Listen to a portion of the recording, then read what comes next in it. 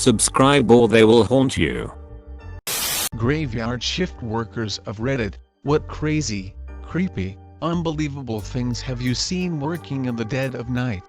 Train conductor here. I work all sorts of hours. My first interesting graveyard experience was working in the rail yards of Los Angeles. For those of you who are familiar with the area, I was working on the tracks that run parallel to the LA River, just east of downtown. The tracks have a road passing over them every quarter to a half mile, and under every road is a junkie or 10, and they all come and ask for money or food or something when you walk by. Now mind you, I had a job to do, so I wasn't thinking about people being around the area, and so when the first junkie walks up to me, I nearly shit my pants and most likely let out a girlish scream. After this first encounter, it dawns on me where I am, and the rest of the night goes on without much incident. Well, there was a party going on in an adjacent, abandoned warehouse, and for most of the night I would hear noises from the party and couldn't quite figure out what they were until I finally got close to the warehouse and could see the origin of these noises. My other notable experience occurred in the middle of winter in southern Wyoming. It was a cold, clear night with a nearly full moon, and I had spent most of the trip reading some Lovecraft. About halfway to our destination, we had a mechanical failure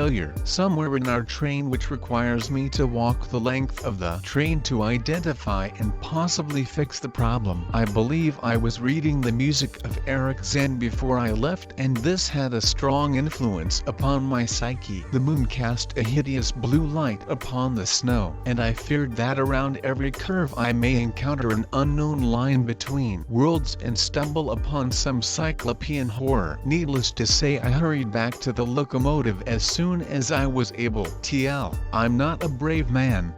Not paranormal, but shocking to me, as I had never experienced it before on the graveyard shift now. But when I was on the night shift, I was taking a bus home around 12 a.m. and a black person walked up to me at the bus stop and told me he hated me because I was white. He then continued talking out his ass about how he hates America and that he should be in Africa right now. He said my ancestors were ignorant and responsible for slavery. My ancestors weren't in America till around the 1920, but this guy was having none of it. People starting showing up for the bus and getting close to me. When the guy turned around to find something new to yell about, the people around told me I don't deserve this bullshit, and he tried to hurt me. They would help me beat his ass. They were all also black. One guy gave him a talk on how he was going down a dangerous road. It was pretty crazy being treated that way because of skin color, but kind of touching seeing so many people calling a person on their racism. TL,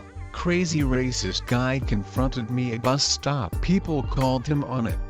Man, sucks that I'm late to this one. I have one classic late night story that I've told on some message boards over the years. When I worked graveyard at a 24-hour porno store strip club, on a night I happened to fortunately not be working, there was an incident in the gay room. Basically, the details I gathered from the people who were working at the time were that a big black guy came in and went into the room. Few minutes later, another dude comes, basically crawling out, crying and screaming he's raping people back there. Now I worked with a plethora of jacked bouncers who literally feared nothing except that back room. Anyway, the bouncers all came up with excuses not to go back there and convinced a cashier friend of mine to do it. So he grabs the baseball bat we had behind the counter and adventures into what can only be described as a dark, teeming gay cavern of misdeeds. Now we were all afraid to get police involved in this kind of shit, because not only was the place mafia run, but it is also illegal to have a gay room, which was definitely that place's biggest money maker. Where else can priests and married guys easily get a quick blow-on-jay? We didn't want the wrath of cops or mafiosos on us, so we never involved the police. That's why I was taught how to use a shotgun upon hiring. Anyway, he gets inside, and this big gentleman is wearing a gimp mask and has all of the dudes back there lined up with no pants on, and he's just taking all of their assholes, one by one, leaving dudes bleeding and terrified. My cashier friend, Dave, real name, walks in there and starts yelling at the dude all like, "Dude, you can't be raping people back here." The guy starts sobbing, apologizing profusely, and runs out of the store. The ambulance arrived shortly after and took a few of the guys to the hospital. This is a true story, and my only hope is that a few lucky Redditors get to read it this late in the post. I have an interesting job where I ride around Chicago all night in a tanker with a pump on it. Basically a mobile gas station. One night I was fueling some school buses in the ghetto when I heard some loud pops. Immediately afterwards I was hit by bits of masonry from the wall I was standing next to. We wear bright headlights on our heads and my guess is someone was taking pot shots at me from a tenement across the street. Called the police and they didn't even show up. I did finish fueling the buses though, without my headlight, while crawling around on the gravel doing some tactical rolls for the children.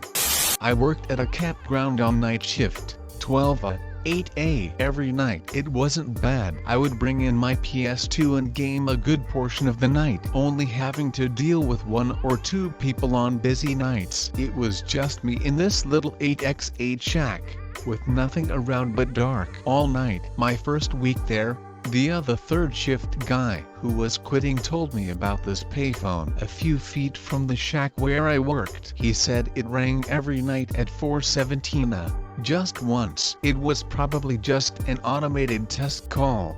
He guessed. He's never answered it himself. I go for a few months with the job. It was the middle of summer, so most nights I had the windows closed so I couldn't hear the payphone go off. Mid-August I started leaving the windows open during the night. Sure enough, at 4:17 every morning the phone would ring once. The ring even sounded creepy, like the payphone was submerged in water then put where it sat. One night I got up the nerve to answer it. I set an alarm at 4:15 and would go wait at the phone until it rang. When it did, I answered it, but there was no sound, just dead air, like the someone was on the other line but wasn't answering. I said hello a few times and hung up. I did this every night for a week with the same results. I didn't think anything of it and left it alone after that for about a month. The first week of October, I decided to answer the phone once again. I set my alarm and when the time came, I answered the phone. Hello? Hello? Then I heard what sounded like someone inhaling through clenched teeth. The voice that sounded was rough and sounded like he had gargled gravel. The best comparison I can give is Horace P. Gage from The Suffering. He said my name, my complete name, first, middle, and last. It was a voice I'd never heard. My voice caught in my throat and I hung up. I rattled some change into the payphone and hit 69. The number had come from California. I live in Indiana.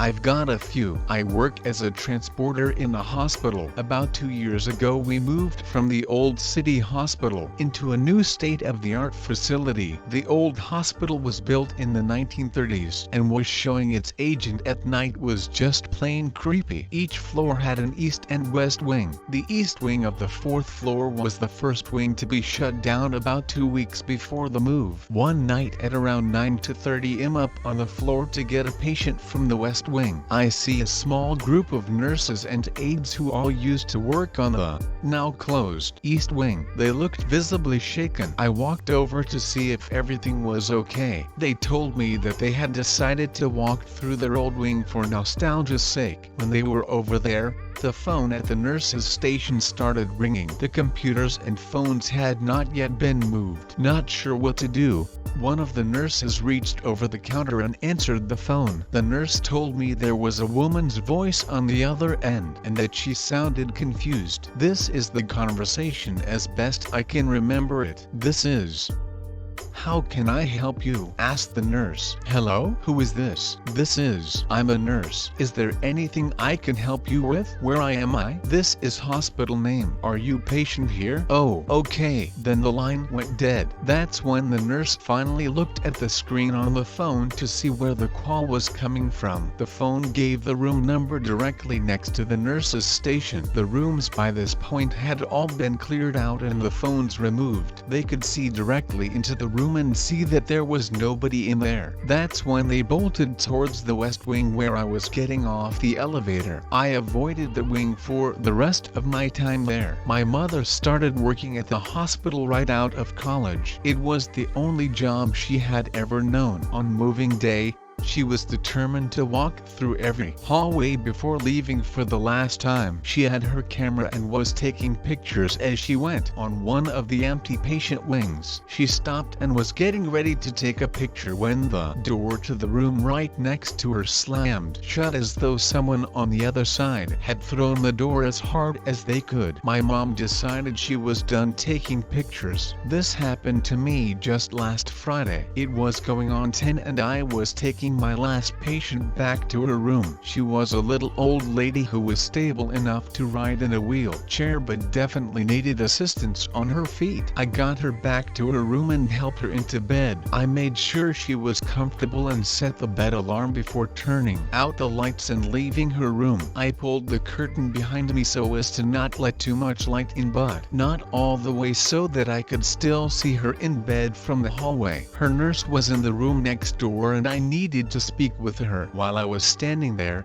waiting for the nurse to come out of the other room, I distinctly saw a person walk past the curtain inside the old woman's room. The person was about the same height as the woman and had the same gray hair. At first I thought, she shouldn't be up walking around. Then I remember the bed alarm was set. The room was totally silent and when I looked in, I could see her still lying there exactly where I had left her. She had not moved an inch and the bed alarm was still armed. That's when I got the most intense full body chills of my life. The nurse came out of the other room. I gave her my message and then booked it out of there. Hotel employee checking in on this thread. I used to work overnight shift for a few years. I have seen some shit. The hotel I work at is a great place, really well maintained, high occupancy, high rates until the weekend hits. Friday and Saturday nights are slower so the rates drop, bringing in not so savory folk. I have two stories that are good and I may have shared them before. This hotel is 100% pet friendly. Mostly we get dogs,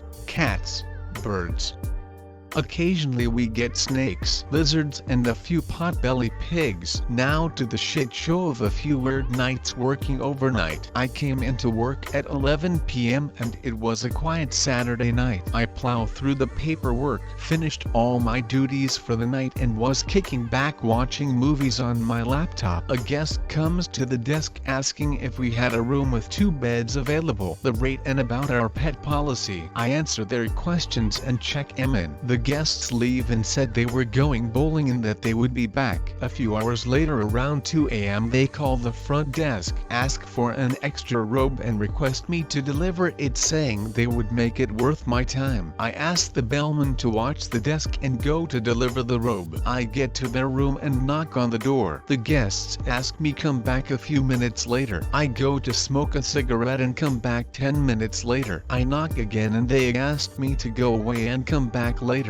I obliged and as I am walking away I heard a snorting sound. This sound was horrendous. It sounded like a pot-bellied pig. I am walking away thinking WTF is going on. My bellman calls me on my walkie and asks if I called the fire department and an ambulance. I let him know I did not and I walk back to the room. I drop the robe at the door and knock to let them know I had an emergency to attend to. The guest fling the door open and frantically ask if I was the fire department. I look down the hall and see paramedics and firemen racing towards me. I look into the room and see a 250-pound woman in nothing but a robe and red thong laying motionless on the floor. The woman is gray with foam coming out her mouth. The pig noise was the woman fighting to breathe. I step inside the room and hold the door for the emergency personnel. They ask the couple inside what happened. The couple respond that what had happened was they met their friend friend at the bowling alley. They were all celebrating a birthday and had too much to drink. Then their friend was too drunk to drive, so they came back to the hotel to let her sleep it off, and she just collapsed. They gave the medics her name and as much information they knew about her. By this time the sheriffs arrived to escort the medics to a hospital. The sheriffs see this couple's bullshit story and ask the medics to empty this woman's purse. What falls out is a pharmacy of pills and powders along with her ID, and pieced together the woman was a pill-popping prostitute. The couple fesses up that she was popping pills and drinking heavily all night. The medics cart the pale woman away still in the robe and thong to a hospital. The sheriffs give the guests and myself the information on this woman from my report. The guests then stay in the room, watch about $100 inches adult movies,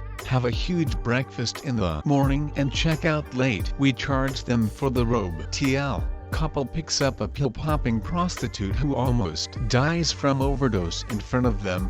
Zero given. The couple then had a night of porno and a great breakfast. A prostitute got a new robe, her stomach pumped, and a huge hospital bill. Story 2 is a fun one. An older gentleman walks to the front desk at midnight asking for a room. I give him the details and check him in. He seemed normal and quite cordial. The gentleman goes to his room and a few hours later comes down to the front desk and asks me if I knew where to score some ecstasy. I tell him no, and he storms off out of the hotel mumbling to himself saying he wants to kill me. Now I don't feel endangered by this guy as I have a weight-height advantage on him and know how to handle myself in a fight thanks to training by my ex-Marine brother. This guy comes back to the hotel a few hours later in a much better mood. Me on the other hand am scared shitless. He comes strolling in wearing a thick sheriff's officer jacket and a sheriff's hat a la Carl from The Walking Dead. He asks me if I had a girlfriend and I reply yes. He tells me to dump her cause women are evil. He then tells me his story of heartbreak and his revelation. This guy went to prison for beating his ex-wife in a rage of finding out she cheated on him. He had a revelation while in prison. The best experience was making love to a man and that women were the devil. The guy then warns me to dump women and to consider men. I apologize to him about how I am straight and thank him for the story. He then walks away saying to reconsider and not to knock it till I try it. Once he left, I call 911 and ask if anyone is missing a jacket and a hat. They say that they will check the on-duty officers and will call back. They call back and ask me if the person was staying at the hotel. I confirm with them his details and description. They inform me to keep away from him, that he took a brick to a window of a cruiser. The officer was on his lunch at a nearby diner just doing paperwork at a table and stole a taser, jacket, hat and club. A few minutes later the hotel is surrounded. Officers ask for his room number and an override key. I provide them all the information and the officers race to his room. There they find him watching adult movies, sodomizing himself with the club. They come out with the guy cuffed. He yells to me on the way out to reconsider his beliefs of women. Surprisingly, his credit card went through for the charges. TL. Random old guy comes into the hotel, asks for drugs, breaks into a police car, comes back, gives me his life story, then is arrested sodomizing himself. I am still straight. He was not convincing.